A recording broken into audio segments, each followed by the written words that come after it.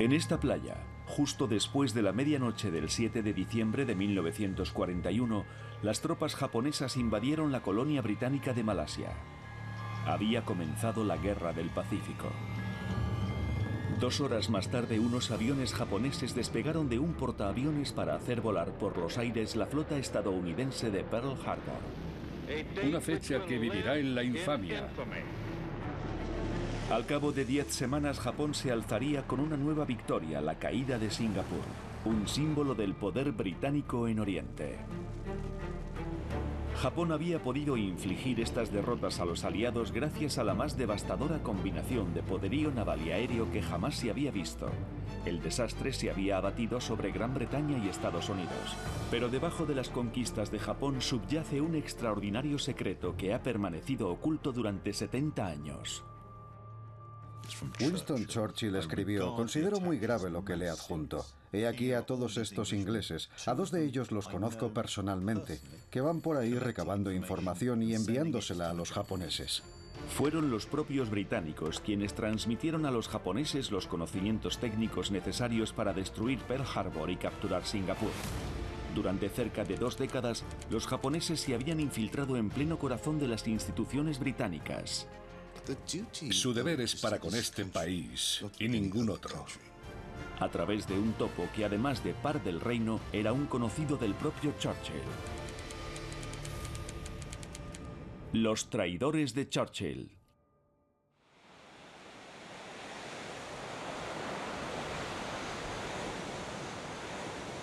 En 1918 parecía que el sol no se pondría nunca en el Imperio Británico.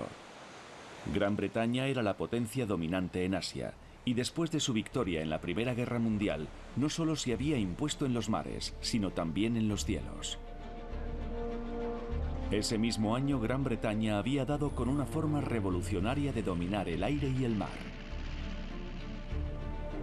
Había nacido el primer portaaviones, el HMS Argus. Estos inmensos buques eran capaces de recorrer miles de kilómetros de océano transportando un escuadrón entero de aviones y acercarlo a cualquier punto del planeta. El poder aeronaval se percibe ya como una baza con un gran potencial y todo el mundo reconoce que los británicos llevan ventaja. Hay una nación especialmente atenta a la ventaja que los portaaviones brindan a los británicos. Aunque hoy muchos lo hayan olvidado, Japón había sido aliado de Gran Bretaña durante la Primera Guerra Mundial. Era un vínculo forjado entre 2 naciones isleñas y que compartían un mismo destino marítimo. Cuando los británicos botaron la nave hermana del HMS Argus, el HMS Eagle, en 1918, los japoneses se pusieron en contacto con la Marina Real y pidieron examinar su revolucionario portaaviones. Pero sorprendentemente los británicos se negaron no una, sino 10 veces. Para el almirantazgo, el poder aeronaval era una tecnología muy sensible. Eran conscientes de que era un arma que les podría permitir ganar una guerra y la describían como una tecnología mortal. Sin embargo, los ministerios del aire y de asuntos exteriores vieron la lucrativa perspectiva de firmar contratos armamentísticos con Japón, así que llegaron a un compromiso. Permitirían que una misión civil viajara a Japón para ayudar al país a desarrollar sus propios portaaviones y animar a los japoneses a comprar armamento militar británico. Muchos pensaban que incluso con esta nueva tecnología, Japón nunca podría suponer una amenaza. Corrían rumores de que los japoneses nunca serían buenos pilotos porque no habían sido buenos soldados de caballería. Se les podían vender tantos aviones como quisieran porque nunca serían una amenaza. Se creía que los japoneses solo tratarían con una delegación de caballeros. Whitehall creyó que había dado con el hombre perfecto para encabezarla. William Forbes Sempill era hijo de un par de Escocia y ostentaba el título de maestro de Sempill. Su padre había sido edecán de Jorge V. Sempil estudia en Eton, es uno de los miembros fundadores del Real Cuerpo Aéreo y en 1916 es transferido al Real Servicio Aéreo Naval. En 1917 tiene 24 años, es vicecomodoro y uno de los oficiales británicos con más experiencia en el campo aeronaval. En 1920, la misión Sempil puso rumbo a Japón. Los japoneses reciben a un equipo selecto de personas. Muchos habían contribuido al desarrollo de esta tecnología. Les enseñan el tipo de avión que necesitan, el tipo de armas que han de saber manejar, el bombardeo a nivel, así como el uso de torpedos. Se trata de una operación a gran escala. Pero estos aviones tenían un alcance limitado. Para abatir a un enemigo en la otra punta del Océano Pacífico, los japoneses iban a necesitar portaaviones, algo que superaba con creces sus competencias técnicas. La mejor tecnología es la cubierta de vuelo, y los japoneses no se habrían atrevido a construirla de un portaaviones sin la asistencia de los británicos. Comenzó la construcción del primer portaaviones japonés, el Hosho. Al cabo de 2 años, Sempil y su equipo de misioneros militares habían dotado a las fuerzas aeronavales japonesas de un alcance potencialmente mundial. Sempil volvió a casa. La misión y su base quedaron bajo el mando del vicecomandante Yamamoto Isoroku, el futuro cerebro del ataque contra la Fuerza Naval estadounidense de Pearl Harbor.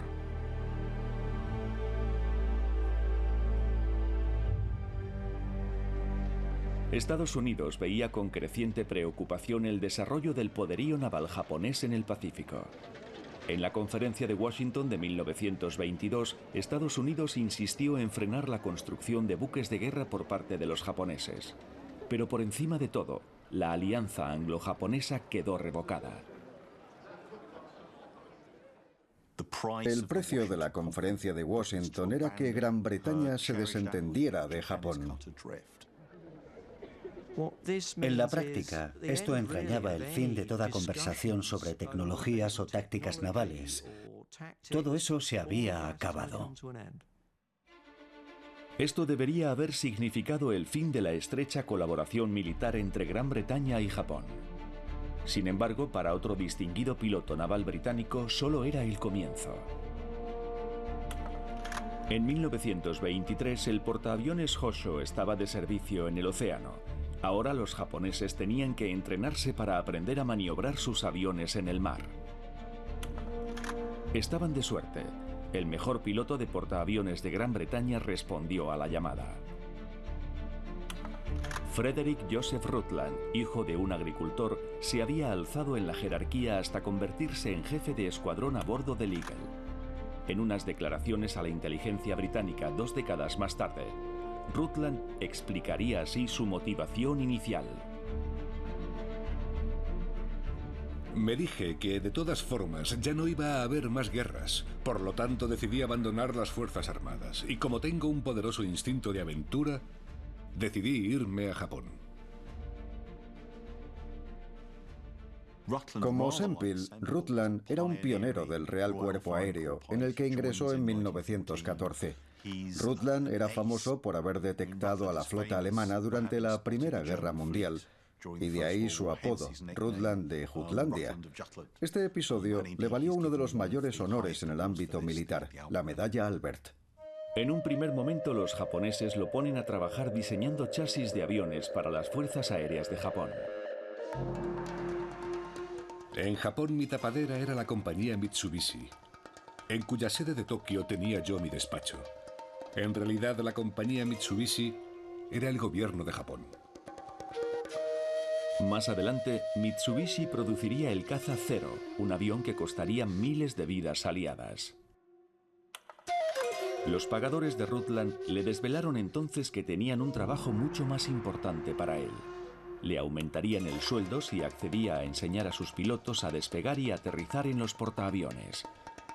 Quedaron tan encantados con los resultados que le dieron un permiso pagado de 1 año. La misión Sempil y la información proporcionada por Rutland desde comienzos hasta mediados de los años 20 fueron sin lugar a dudas los cimientos de la creación del Ejército del Aire de Japón. Durante sus respectivas estancias en Japón, Rutland y Sempil habían forjado con sus anfitriones unos vínculos que no estaban dispuestos a romper. Sempil y Rutland desarrollan una afinidad con los japoneses.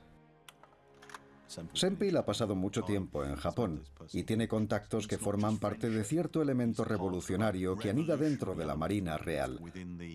Sempil forma parte de esa élite de fanáticos de las fuerzas aéreas y en Japón encuentra a sus almas gemelas. De regreso en Gran Bretaña, Sempil empezó a labrarse una nueva carrera, pero estaba muy constreñido por la ley de secretos oficiales. Su trabajo parece consistir en viajar por el mundo asesorando gobiernos sobre compras de armas, sobre todo de aviones de guerra.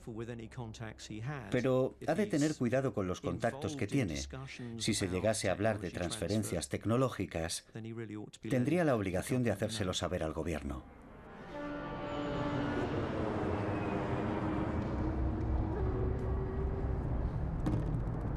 Pero en los archivos nacionales del Reino Unido, una serie de documentos recién desclasificados ha desvelado que Sempil se había embarcado en realidad en un camino mucho más peligroso.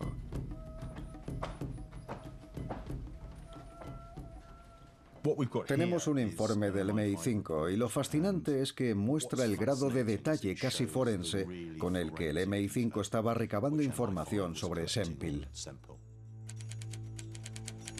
El MI5 comenzó a albergar sospechas a principios de 1923.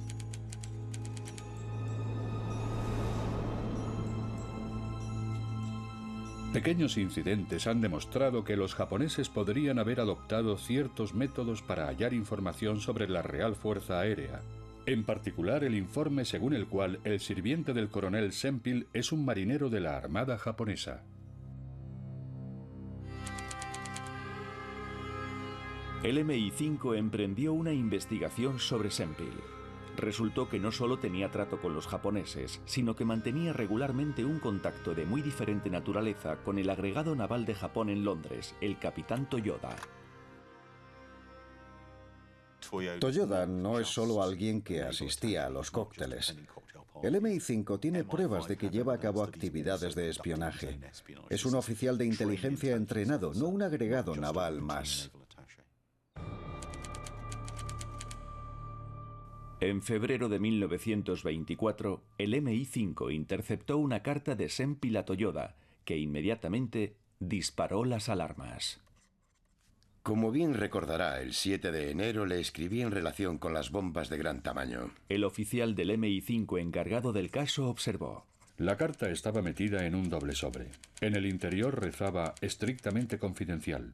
El Ministerio del Aire era de la opinión de que la carta se refería a una cuestión muy confidencial relativa a la construcción de nuevas bombas para la RAF. Hablamos de fuerzas aeronavales, de destruir buques importantes. Ya en los años 20, los japoneses intentan averiguar cómo se puede destruir un buque importante con un avión relativamente ligero. Es este grado de detalle, casi forense, el que termina de convencer al MI5 de pasar a la siguiente fase, es decir, de empezar a pinchar el teléfono de Sempil.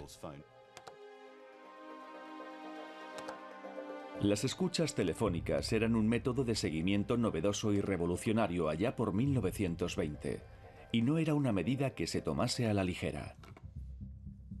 Las pruebas de que Sempil estaba vendiendo secretos de Gran Bretaña a Japón comenzaban a amontonarse. El 13 de mayo de 1924, Toyoda escribe a Sempil para darle las gracias por los dibujos y descripciones detalladas que adjuntó en su carta. Y que he leído detenidamente y con sumo interés.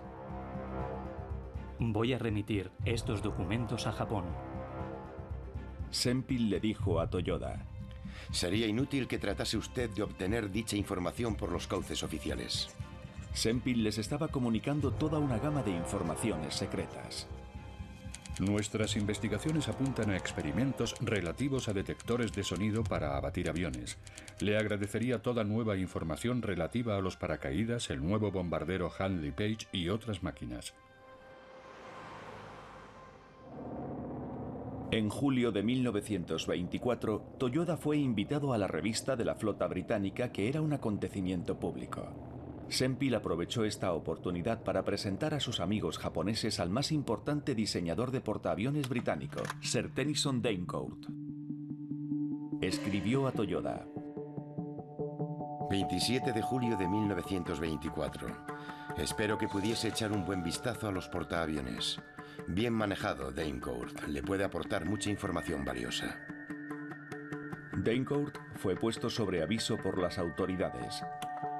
A continuación, Sempill trató de reclutar para los japoneses a otra figura clave, el vicemariscal de las Fuerzas Aéreas, Sir Charles Vivian.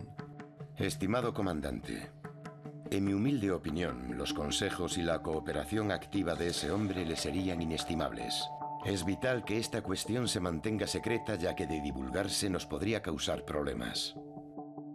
Lo que está haciendo Sempill es cazar talentos para Toyoda, y naturalmente se preocupa de mantenerlo en secreto. El MI5 estaba escandalizado con el comportamiento de Sempill. 30 de octubre de 1924. La conducta de Sempill, que ha incitado a Toyoda a contar con los servicios del vicemariscal Vivian en secreto, demuestra lo poco escrupuloso que es en cuanto a la información confidencial sobre las fuerzas aéreas británicas que comparte con los japoneses. El MI5 fue tajante con la conducta de Sempill. Él se presentaba como un hombre que tan solo quería ayudar a las empresas británicas a vender en el extranjero. ¿Sempill es un espía? No estoy seguro. A él le conviene tratar de presentarse como un experto en tecnología naval que puede ser muy útil. Creo que sería más exacto decir que es alguien que está dispuesto a forzar los límites de sus atribuciones.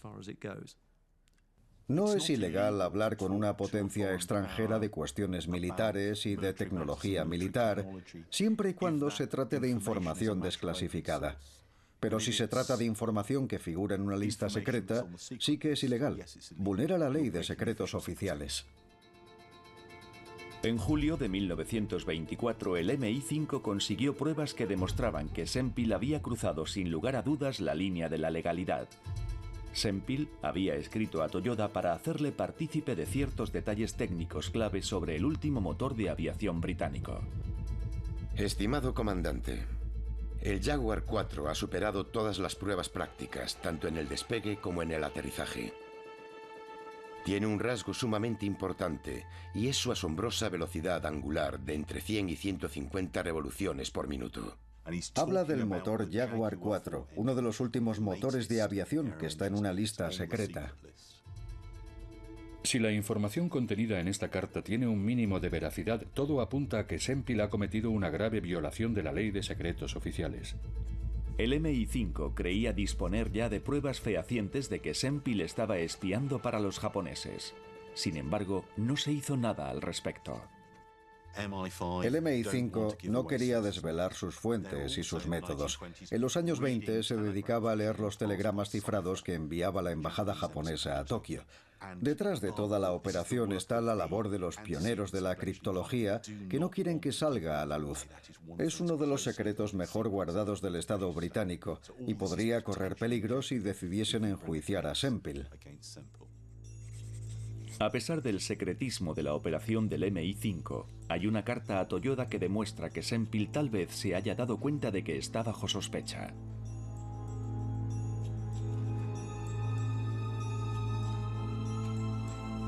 ...10 de diciembre de 1924.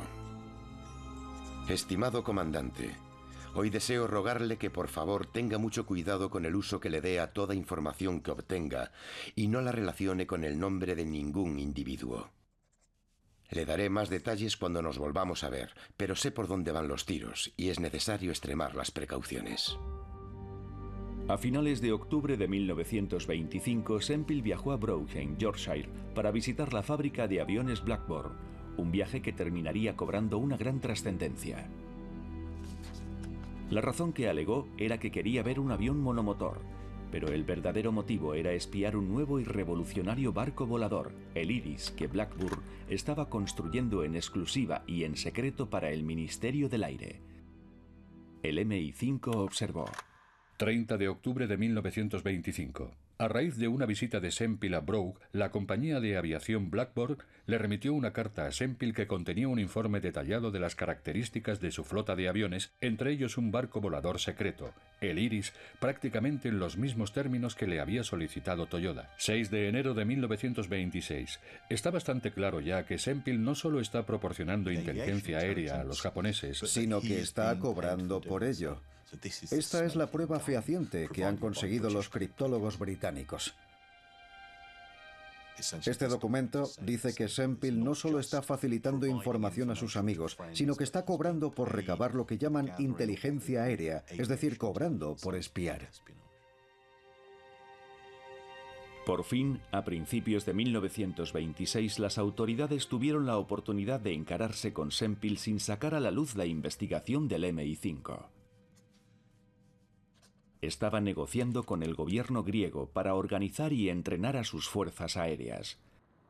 Pero el agregado naval de Grecia en Londres comunicó a su gobierno una escalofriante advertencia a propósito de Sempill que había recibido del Ministerio del Aire.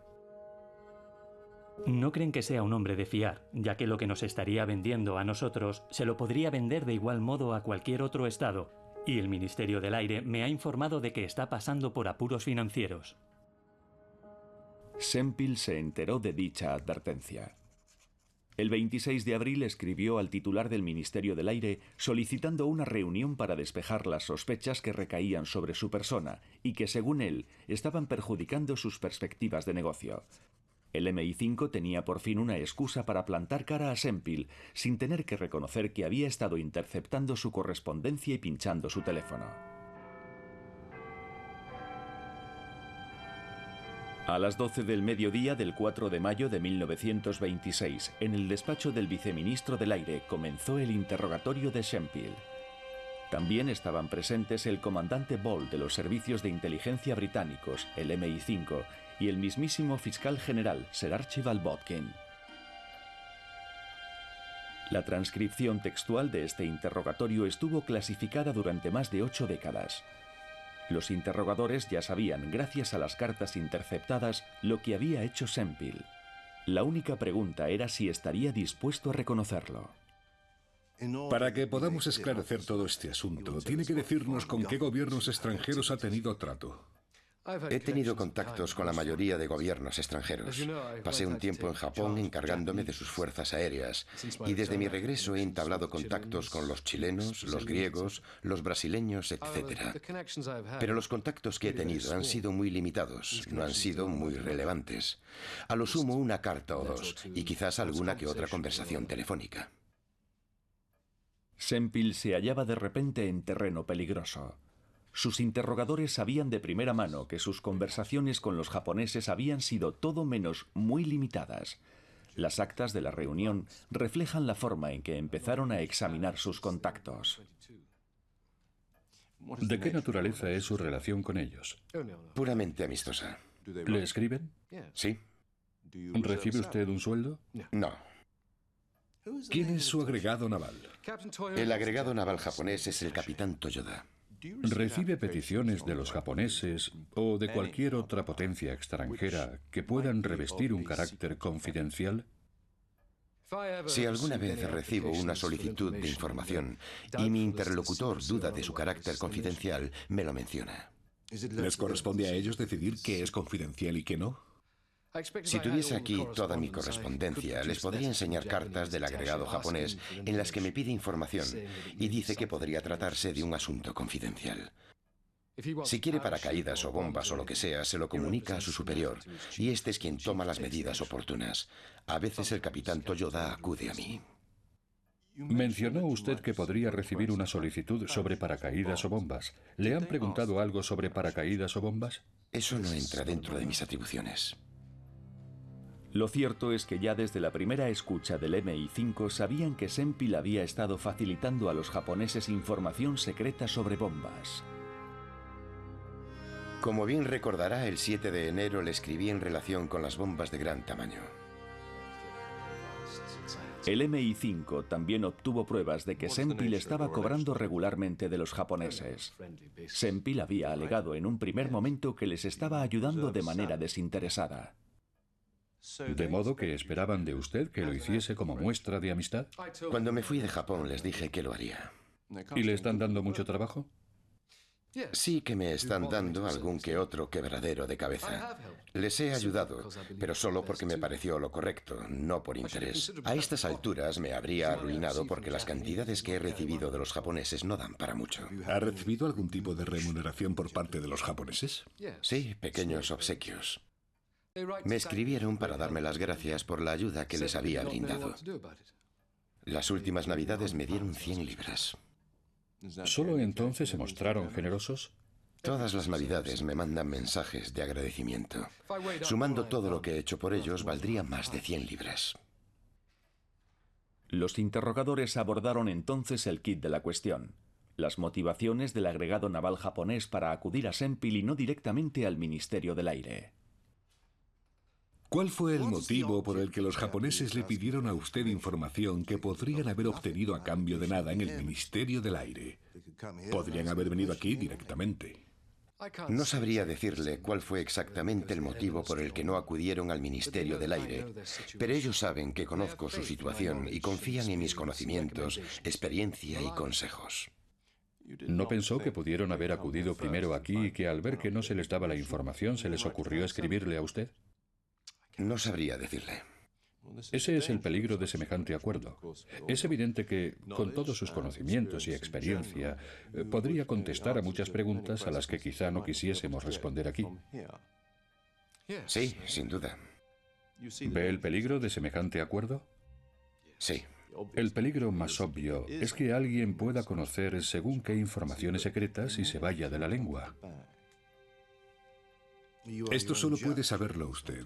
¿Ha consultado alguna vez al Ministerio del Aire para saber si podría responder a tal o cual pregunta formulada por una potencia extranjera? No. No creo que se haya dado nunca el caso.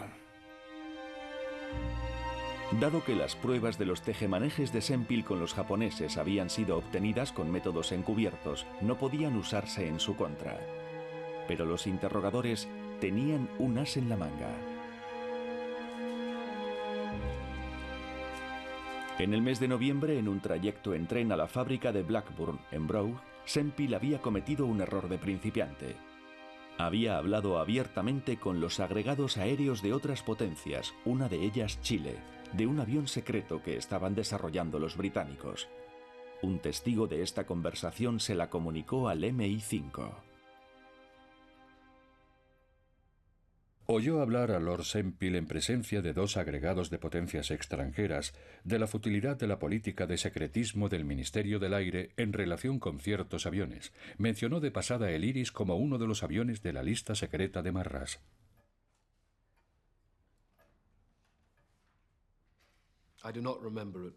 Nos consta con toda seguridad que de camino a Brough mencionó usted el tal Iris a un representante de Chile. Si no me falla la memoria, dije que Blackburn estaba construyendo un gran barco volador. ¿Y aquel día había una demostración de un hidroavión monomotor? Sí. ¿Por qué quería usted ver el Iris? Había reconocido que figuraba en una lista secreta. Como me interesa el aspecto marítimo de la aviación y conozco muy bien al oficial que había diseñado el aparato, ya que una vez había estado bajo mis órdenes, naturalmente ardía en deseos de verlo. ¿Por qué no preguntar al Ministerio del Aire si tenía alguna objeción a que obtuviese usted esos detalles? ¿No habría sido lo más sensato y patriótico? Reconozco que en este caso es lo que debería haber hecho. Al admitir esto, Sempil estaba confesando expresamente que había infringido la ley de secretos oficiales. Entiendo que ni los japoneses ni ninguna otra potencia le ha preguntado más que por cuestiones generales. ¿Le preguntaron por el Iris? No. Pero los japoneses sí que le habían solicitado información sobre el Iris. Estaba mintiendo. En este país existe una cosa llamada ley. ¿Ha leído usted la ley de 1920? No. Hágame caso y pídale a un abogado que le ponga al corriente del espíritu de esa ley. De algún modo se ha regido usted por sus propias leyes, obviando por completo las leyes públicas del país. En cierto sentido, se ha saltado la ley por partida doble. En primer lugar, no estaba usted autorizado a obtener esa información. Y en segundo lugar, ha inducido a alguien que la conocía a facilitársela. No se lo discuto. Su deber es para con este país y ningún otro. El fiscal general del Estado concluyó con una advertencia que resultaría profética. Los británicos tenemos, según creo, una posición dominante en el ámbito de las fuerzas aéreas. Ahora bien, si la información de la que disponemos fuese comunicada de una forma u otra a alguna potencia extranjera, estaríamos facilitando materiales para que dicha potencia extranjera se convirtiese en un enemigo más efectivo. A pesar de todo, el 13 de mayo de 1926, en el transcurso de una reunión del más alto nivel en Whitehall, presidida por el propio ministro de Asuntos Exteriores, Sir Austen Chamberlain, se decidió no procesar a Sempill. Se había ido de rositas, aunque el fiscal general del Estado dejó escrito que no era capaz de quitarse de la cabeza la preocupación que le despertaba el caso. Es un miembro de la aristocracia y no les interesa necesariamente que se celebre un juicio. Dicho esto, si prosiguiera sus actividades sería otro cantar. El MI5 sabe que si se celebrase el juicio, Sempill se enteraría de lo que ha estado pasando y sacaría a la luz las fuentes del MI5, y eso no se lo pueden permitir.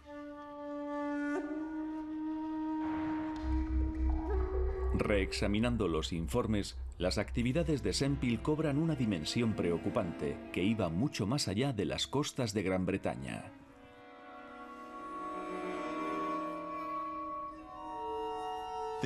Es una carta de Sempill al comandante Toyoda donde le dice: estimado comandante, tengo entendido que un tal Hunter, que estaba conmigo en Japón en calidad de suboficial de grado 2, está ahora en el servicio aéreo americano en Honolulu.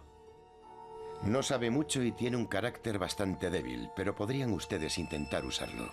Haga lo que quiera, pero yo le sugeriría que no lo perdiese de vista. Atentamente, W.S. Sempill. Es un documento extraordinario, porque muestra que Sempill está ayudando a los japoneses con una labor de contraespionaje, diciéndoles que sus agentes de Honolulu deberían estar pendientes de ese individuo. Honolulu se encuentra en Hawái, igual que Pearl Harbor, así que uno puede ver ya por dónde van los tiros. Para 1930, gracias a la ayuda de hombres como Sempill y Rutland, Pearl Harbor era ya un objetivo viable para los japoneses.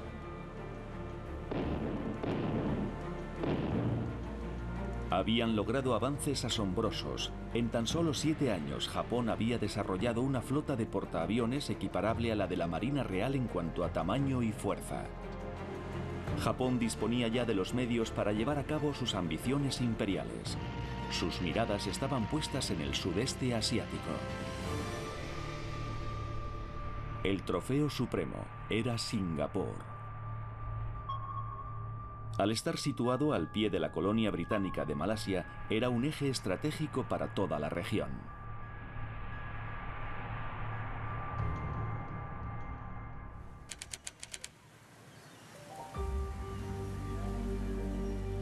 Allá por 1920, bajo la alianza anglo-japonesa, una Gran Bretaña agradecida había hecho concesiones navales a Japón en Penang, en el extremo norte de la península. Los buques de guerra japoneses podían atracar en el puerto y observar fácilmente las defensas británicas.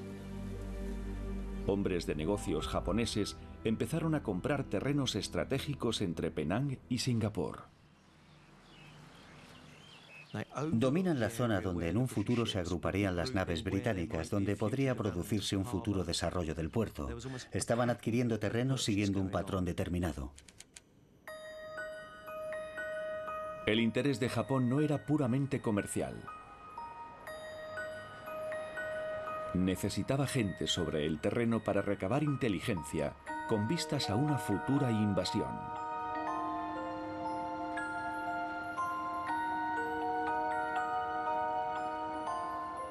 Lo que vemos en los años 30 es en cierta medida una diáspora japonesa por todo el sudeste asiático. Los japoneses están exportando un montón de, digamos, nuevos servicios. Fotógrafos, ingenieros y también algún que otro servicio tradicional.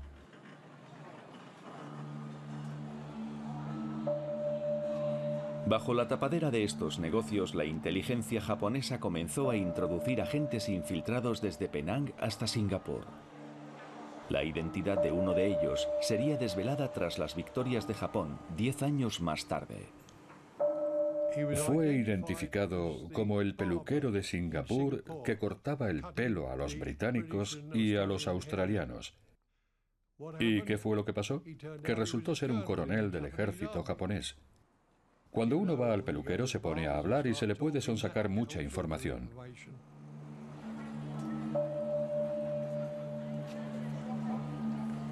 La cantidad de ciudadanos japoneses que se contaban por miles hacía casi imposible una vigilancia generalizada. Por si fuera poco, a los británicos les estaba costando distinguir a los residentes chinos y japoneses. El crisol de Singapur era el escondrijo perfecto para estos espías.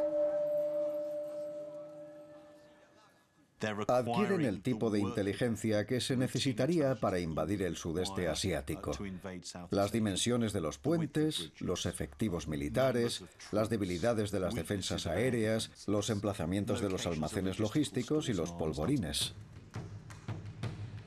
Al igual que el MI5 en Londres, la inteligencia británica en el Extremo Oriente era experta en interceptar comunicaciones. Hacía tiempo que el Servicio de Seguridad en el Extremo Oriente había descifrado los códigos de los japoneses, pero los criptólogos estaban desbordados. Solo tenían a 7 agentes vigilando el tráfico japonés en toda Asia, América y el Pacífico. Y en Whitehall no hay ninguna prisa por tomar represalias con Japón. Quieren hacer la vista gorda, les preocupan las consecuencias para las relaciones diplomáticas con los japoneses. Y en ese momento tan crítico de debilidad británica, Japón atacó. En 1931 las tropas japonesas invaden la Manchuria china. La marcha a la guerra de Japón había comenzado.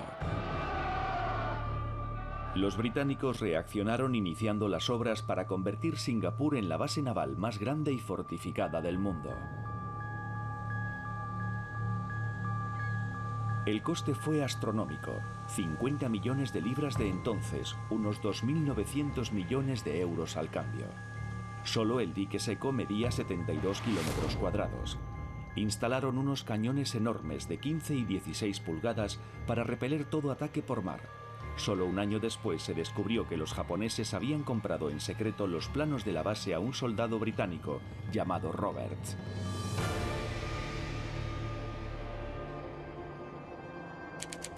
En 1936, el MI5 redobló sus esfuerzos en Oriente, enviando a un nuevo enlace a Singapur para que colaborase estrechamente con la inteligencia militar sobre el terreno. Los estrategas británicos dieron por hecho que todo ataque a Singapur solo podía producirse por mar. Pero un oficial de la inteligencia militar, Joe Binden, tenía sus dudas. Investigó la posibilidad de un ataque por tierra tras una invasión de Malasia. En el invierno de 1937, Binden zarpó rumbo a la costa oriental.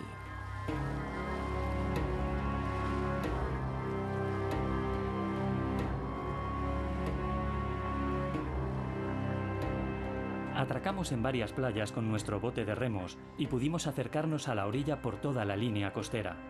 Las playas no presentaban mayor dificultad para desembarcar. Nuestro plan de defensa, tal y como estaba planteado, daba por hecho que no sería posible lanzar un ataque durante el monzón del nordeste, entre los meses de noviembre y febrero, ya que el mar estaría demasiado agitado. Lo que vio Binden le convenció de que se iba a producir un ataque terrestre a través de Malasia. Durante ese periodo me enteré de que varios miles de chinos estaban llegando a la costa este todos los años.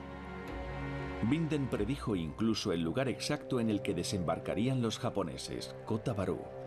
Las nuevas fortificaciones de Singapur no habrían servido para nada. Binden recomendó cancelar un contrato de armamento adicional por valor de 15 millones de libras, unos 843.000 millones de euros actuales, y gastar ese dinero en nuevos aviones. Sus consejos fueron ignorados y el nuevo enlace del Mi-5 fue retirado.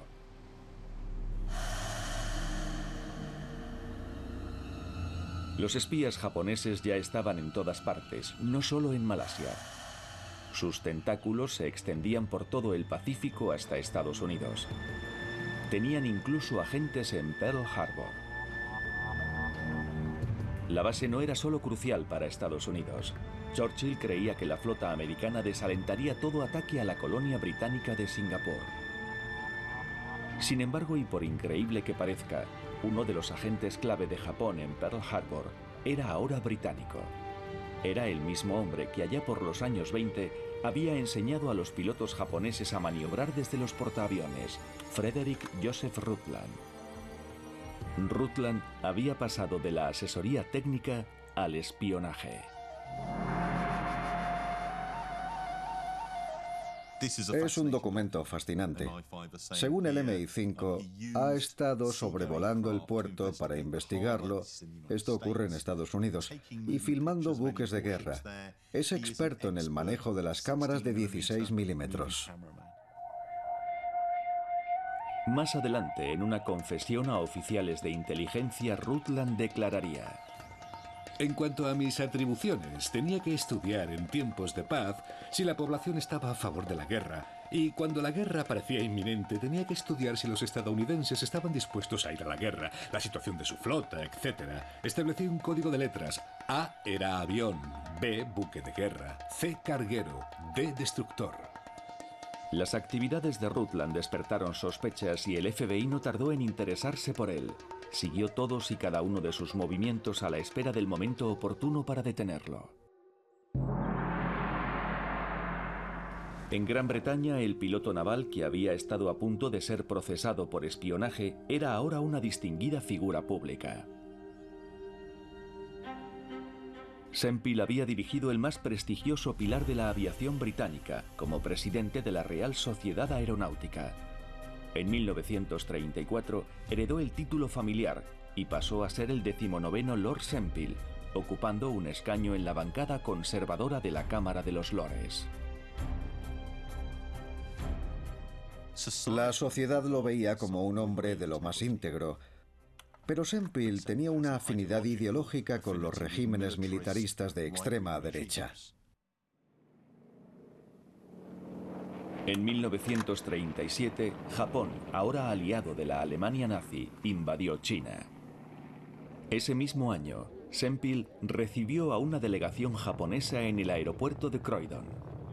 El nombre de su avión, Kamikaze, era una estremecedora premonición de lo que estaba por venir. Los aviadores están siendo recibidos oficialmente por Lord Sempill. La aviación británica está sumamente orgullosa del espléndido vuelo ejecutado por nuestros dos amigos japoneses. Pero hay pruebas de que Sempill también mantuvo sus relaciones secretas con los japoneses. Los informes sobre las actividades de Sempill a partir de los años 30 desaparecieron misteriosamente. Pero un documento de 1940 del Mi-5 que sí se conservó menciona que a partir de 1931 Sempill estuvo cobrando de Mitsubishi como consultor. No ignoraba que esta compañía construía aviones para las fuerzas aéreas japonesas en rápida expansión. Para entonces el país tenía ya 130 aviones y 3 portaaviones. Los japoneses usaban una serie de tapaderas comerciales para espiar, de modo que algunas empresas militares importantes como Mitsubishi estaban espiando en realidad para el gobierno japonés. El mismo informe sugiere, además de sus simpatías pro-japonesas, otra motivación para las acciones de Sempill. Es alguien que parece vivir por encima de sus posibilidades. Por los informes del MI5, sabemos que tiene un importante descubierto bancario. Y está claro que si los japoneses están dispuestos a pagar generosas sumas por sus servicios, al igual que otros gobiernos, es muy tentador para él. Tenía un descubierto de 13.000 libras, unos 850.000 euros de hoy. Pero Sempill no era solo pro-japonés. Otro epígrafe del mismo informe menciona que era miembro de una organización pro-nazi, The Link. También formaba parte del consejo de The Right Club, cuyo objetivo declarado era denunciar la judería organizada y limpiar al Partido Conservador de toda influencia judía.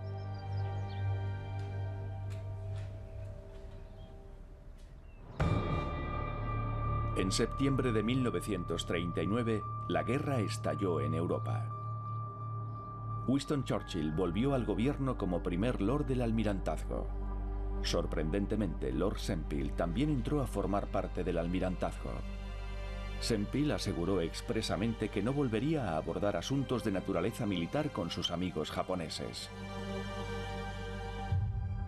A pesar de ello, cuando el presidente de Mitsubishi en Londres fue detenido por espionaje en agosto de 1941, en un momento en el que las relaciones con Japón se estaban deteriorando rápidamente, Sempill intervino para facilitar su liberación.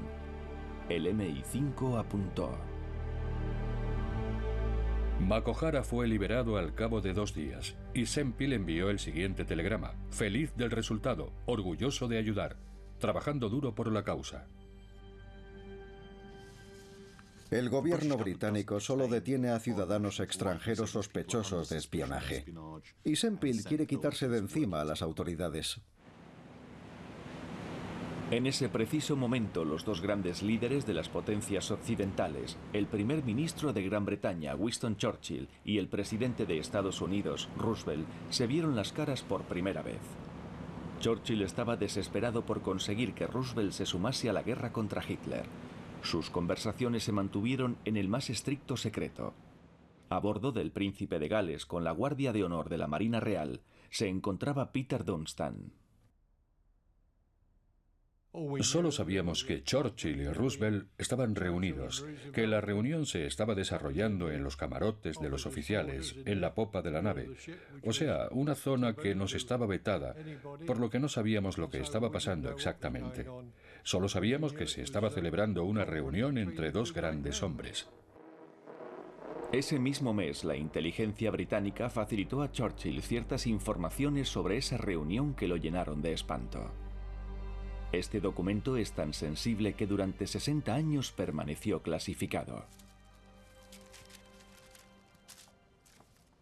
Es un informe pormenorizado sobre esa reunión que la embajada japonesa en Londres remitió a Tokio. Si disponemos de este documento es porque los criptógrafos británicos de Bletchley Park lo interceptaron y descifraron. A los pocos días los japoneses enviaron este informe detallado a Tokio. Ahora estaba en el escritorio de Churchill. No es la clase de informe que se podría redactar simplemente consultando la prensa. Es la historia secreta de la reunión de la bahía de Placentia y a lo que apunta, básicamente, es al hecho de que los japoneses tenían excelentes fuentes en el entorno más inmediato de Churchill y conocían de buena tinta los entresijos de su encuentro con Roosevelt. Conocían todos los detalles de la guerra contra los alemanes en el Atlántico. Y aquí se puede ver un apunte manuscrito del propio Churchill en el documento. Se ajusta bastante a los hechos. El hecho de que los japoneses conociesen tantos datos sobre la reunión quiere decir que había un británico que les estaba suministrando toda esa información. ¿Cómo le hace sentir esto? Estoy totalmente conmocionado. Y pensar que sencillamente no puedo entender cómo ha podido pasar algo así. ¿Cómo pudo pasar o dónde pasó? Son preguntas a las que yo no puedo contestar. A día de hoy seguimos sin saber quién compartió estos secretos, pero la lista de candidatos es muy corta. Sabemos quiénes son los informantes de los japoneses en aquel entonces, y el único que tiene acceso a Churchill es Lord Sempill.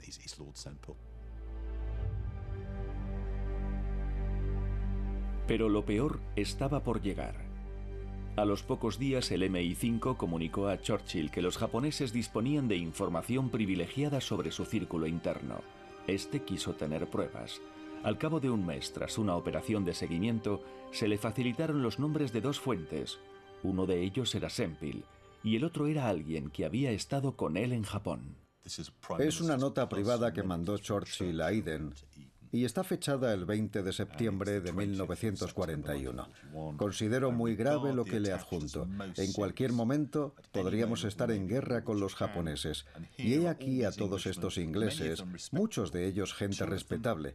A dos de ellos los conozco personalmente, que van por ahí recabando información y enviándosela a la Embajada de Japón.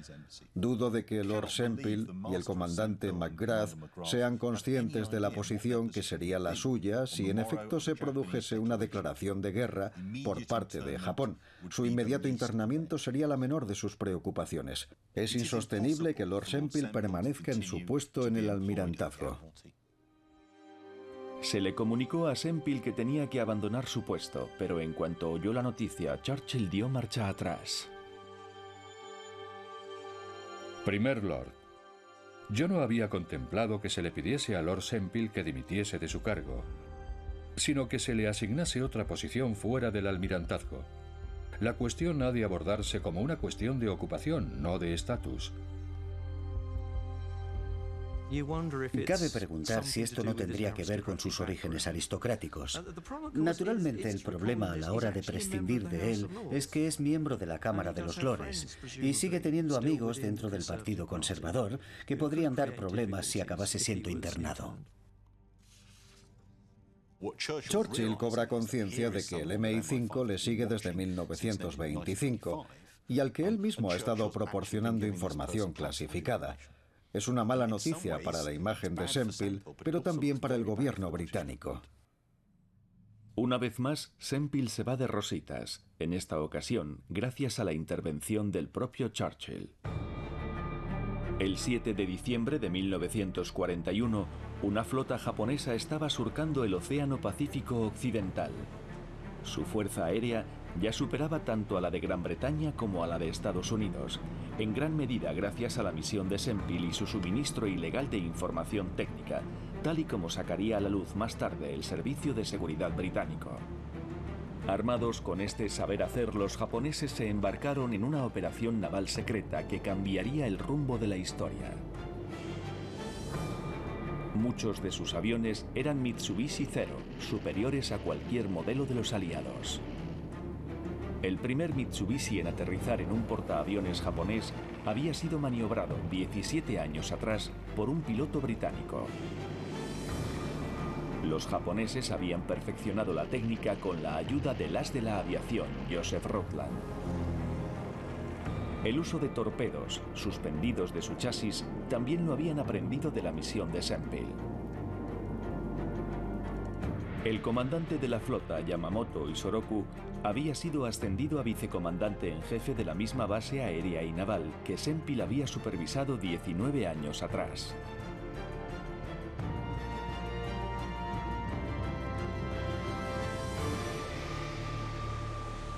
Simultáneamente, otra flota estaba surcando el Golfo de Tailandia rumbo a Malasia. Su objetivo no era otro que desembarcar una fuerza invasora japonesa en las costas de Kota Bharu, tal y como había predicho el oficial de inteligencia Joe Binden. Desde fortines como este, las tropas británicas e indias resistieron valientemente. Churchill confiaba en que si lograban aguantar, pronto contarían con refuerzos de Pearl Harbor. 2 horas después, Yamamoto Isoroku dio al traste con esa esperanza. En 2 andanadas, los aviones japoneses despegaron de un portaaviones para atacar la flota estacionada en Pearl Harbor. Aviones pequeños con bombas grandes, la tecnología secreta que había dado pie a las escuchas telefónicas de Sempill por parte del MI5, fue la misma que destruyó la flota estadounidense. Fue la mano derecha de Yamamoto, Takijiro Onishi, quien planeó el ataque. Había sido entrenado personalmente por Sempill. Ahora que la flota estadounidense había quedado destruida en Pearl Harbor, los únicos buques británicos disponibles en el extremo oriente zarparon de Singapur para interceptar a los japoneses. Los lideraba el acorazado más impresionante de toda la Marina Real, el HMS Príncipe de Gales, a bordo del cual se habían reunido Churchill y Roosevelt tan solo 3 meses atrás. Eran la única esperanza de parar los pies a la flota invasora, pero no contaban con cobertura aérea. Fueron detectados por las fuerzas aeronavales de Takijiro Onishi. Los británicos no tardarían en descubrir lo bien que había formado Sempill a Onishi, el cerebro del ataque. 83 aviones descendieron en picado para soltar sus pesadas bombas y torpedos. Debajo se encontraba Peter Dunstan.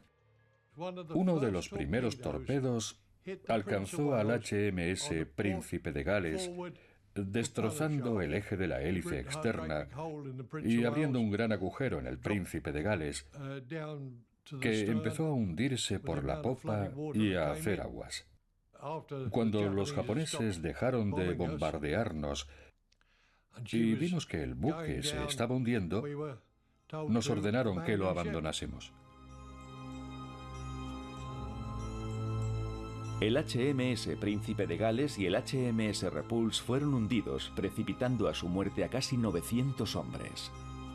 Ese mismo día, Sempill fue sorprendido llamando por teléfono a la Embajada de Japón, nada menos que 3 días después de que se hubiesen declarado las hostilidades. ¿Quién demonios son ustedes? Asombrosamente siguió haciendo llamadas el 13 de diciembre hasta que por fin fue arrestado. Cuando se registró su despacho, se descubrió que todavía tenía en su poder documentos del almirantazgo que teóricamente tenía que haber devuelto 3 semanas atrás. A pesar de todo esto, Sempill nunca fue juzgado. El 15 de febrero de 1942 cayó Singapur. 100.000 soldados fueron hechos prisioneros. La mayoría fueron enviados a campos de concentración japoneses, donde una cuarta parte murió en horrendas condiciones.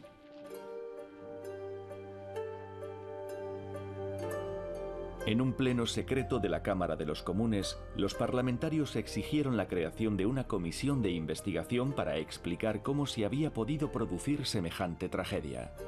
El propio Churchill la bloqueó personalmente. De haberse llevado a cabo una investigación, podría haber desvelado cómo, casi 20 años antes de la rendición, hubo oficiales británicos que habían confiado secretos militares y conocimientos técnicos, primero de manera legal y luego en secreto, haciendo posible tanto el ataque aéreo de Pearl Harbor como la toma de Singapur. Rutland fue deportado a Gran Bretaña, donde pasó 2 años internado. Hacia el final de la guerra sueltan a Rutland. Ahora es un hombre arruinado, que se acaba suicidando metiendo la cabeza en un horno en una pensión de Londres. Cuando Churchill descubre las actividades de Sempill, le da a elegir entre dimitir de su rango naval o aceptar un puesto en el norte de Escocia. Rutland no forma parte de la élite británica, como es el caso de Sempill. Lord Sempill murió en 1965. Se llevó a la tumba una muy preciada posesión: la Orden del Sol Naciente, que le fue otorgada por lo que el primer ministro de Japón consideró los espléndidos resultados de la Armada Imperial de Japón, que han marcado un antes y un después.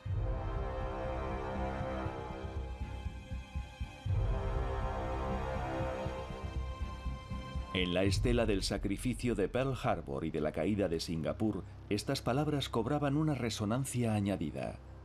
Japón había herido a una superpotencia y mutilado un imperio. Y lo que es peor, lo había hecho con la ayuda de la misma gente contra la que se supone que Japón estaba en guerra. Para Gran Bretaña, el precio fue enorme. Nunca volvería a ser la potencia dominante en Asia.